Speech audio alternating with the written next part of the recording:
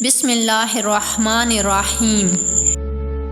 ایک صحابی نبی کریم صلی اللہ علیہ وآلہ وسلم کی بارگاہ میں حاضر ہوئے اور آ کر عرض کرنے لگے، یا رسول اللہ صلی اللہ علیہ وآلہ وسلم، میری بیوی حسین و جمیل ہے اور میرے بچے بھی ہیں، لیکن اس میں خامی یہ ہے کہ وہ شرم و حیا کے معاملے میں بڑی کمزور ہے، کسی بھی چھونے والے مرد کے ہاتھ رد نہیں کرتی، مطلب یہ کہ غیر مردوں کی طرف بڑی جلدی مائل ہو جایا کرتی ہے۔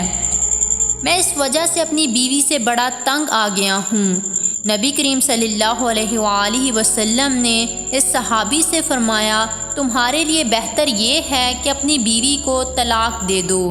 وہ صحابی عرض کرنے لگے کہ نبی کریم صلی اللہ علیہ وآلہ وسلم، اگر میں اپنی بیوی کو طلاق دے دوں گا تو میرے بچے برباد ہو جائیں گے۔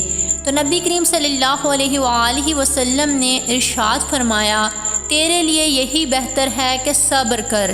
فرمایا، دیندار عورت دین کے معاملے میں شوہر کی مدد کیا کرتی ہے۔